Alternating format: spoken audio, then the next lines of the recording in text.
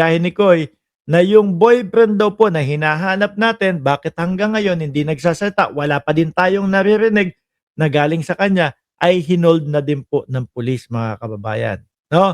Hinold kasi isa sa nakikita na suspect doon sa pagkawala ng ating kaibigan na si Mima Alicia. Isa sa tanong natin, bakit kinakandado nung boyfriend si Mima Alicia kapag aalis ng bahay yung boyfriend? May kinatatakot ba na paglabas ni Mima Alicia ng bahay ay pupunta sa kapulisan, no? Magsusumbong, magsusuplong na siya ay dinedehado? Tingin ko po gano'n, mga kababayan, eh. At tapos, isa pang sabi ni biyahe ni Koy, eh, nung si biyahe ni Koy, Siniolo, pumunta sila doon sa ospital para maghati ng gamit. Kukunin yung mga gamit ni Mima Alicia, kukunin yung ibibigay yung mga gamit nung boyfriend. O nagtanong na din ho ako, mga kababayan, ano ba ang lagay? Bakit hindi pa nagsasalita? Sinabi nila, ayaw makipagtulungan. Ayaw makipagtulungan. Ako ho, mga bossing, kung ako ang lalagay sa sitwasyon, no, nung boyfriend at alam ko na yung partner ko namatay, na yung partner ko ay kinakailangan magkaroon ng hustisya, siguro kahit meron pa akong tama dito, hinuhugot pa lang ho yung bala doon sa balikat ko. Nagsasalita na ako, itinuturo ko na po. Upang sa ganon, hindi na makalayo yung mga ituturo ko. Di ba? Ang tanong, bakit natatakot bang magsalita? Natatakot ilaglag yung mga kasama? Or ayaw ilaglag yung mga kaibigan? Dahil baka ituro din siya na kasama namin yan. Bakit ko po nabanggit yon, mga bossing? Base po doon sa mga sinasabi ng mga ating mga kaibigan na yung boyfriend at yung mga umuutang kay Mima Alicia, meron pa ngang alias Sara na binabanggit to, mga kababayan, ay magkakakilala. Sabi ni Ma'am Jenny Ramos, hindi niya mahal si Mima. Yun lang ang alam ko. Sabi yan ng baby ko, ha. Oh. Pero mga bossing, 'di ba? Ikaw kung lalagay ka sa sitwasyon nung boyfriend, magtuturo ka kaagad, no? Gusto mong magkaroon ng talagang solusyon, gusto mong magkaroon ng katahimikan yung naging kasama mo sa buhay. Pero bakit gano'n? Tapos ang nakikita ko ho dito, mga bossing, eto sa akin lang naman po ito. Eight-legger Kiefer, shoutout sa iyo. Sa akin lang naman ho ito, mga kababayan, 'no? Um, Baka matagal na magkakaibigan itong mga ito at alam nila na si Mima Alicia malaking kumita ng pera, madaming mapapaniwalang tao, 'no?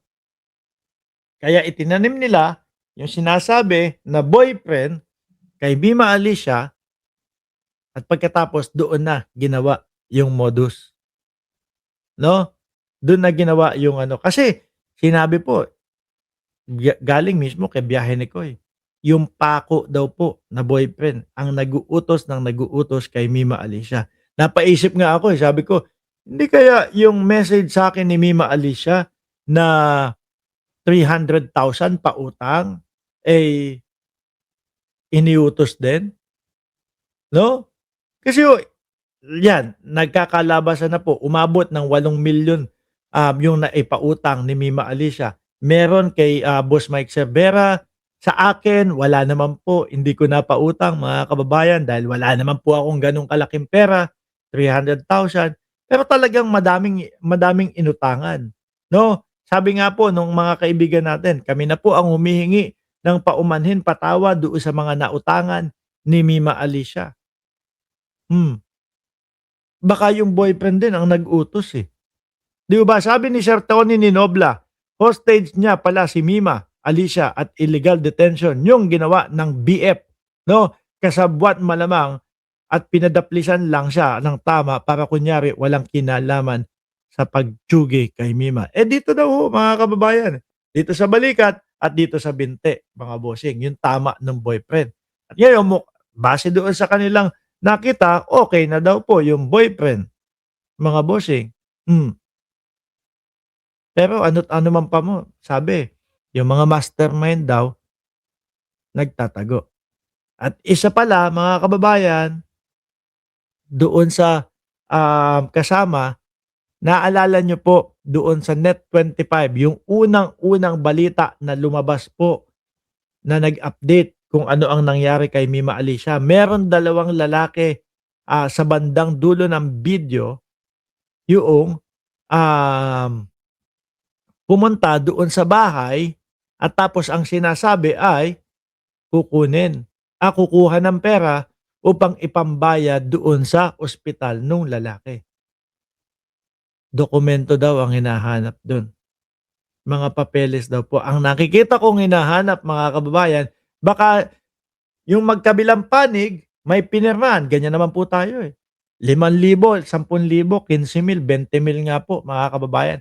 Talagang may kasulatan na tayo, eh. Kahit pa sabihin mong kapatid mo yan, pinsan mo yan, kaibigan mo yan, nagsusulatan tayo, eh, 'di ba? "O eto ang kasunduan natin, 'no, para may pinanghahawakan ka, may pinanghahawakan ako. Pagkabayad mo, pipirma ka dito, pipirmahan ko. Parehas tayong may kopya. 'Pag natapos, tapos na." 'No? Yun pa hukayang milyon-milyon na piso. Milyon-milyong piso ho, mga kababayan, na pautang. Tingin ko may kontrata, nagpirmahan at yun yung hinahanap nila at ipupuslit o ilalabas upang sa gano'n, bago dumating yung mga kapulisan at siyasatin yung, loob ng bahay ay wala nang makitang gano'n. Kasi kapagka nakita, "Oh, eto nga nagpapautang, eto may kasulatan at ang umutang si ganito, ganyan." Siyempre kung sino yung mga nakasulat ng mga pangalan dun, matik iimbestigahan na ho yun, 'di po ba? Pero isa lang po ang hinihiling ko at ang gusto kong mangyari, sana po ay mabigyan, ng katarungan yung kaibigan natin na si Mima Alicia.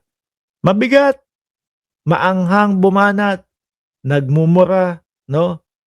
Pero hindi naman po ibig sabihin na buhay po dapat ang maging kapalit. Tayo kapagka yung bardagulan po tayo, pagka nat pagka ano po, like example, hindi tayo nanalo sa bardagulan na yun, okey na yun, 'di ba?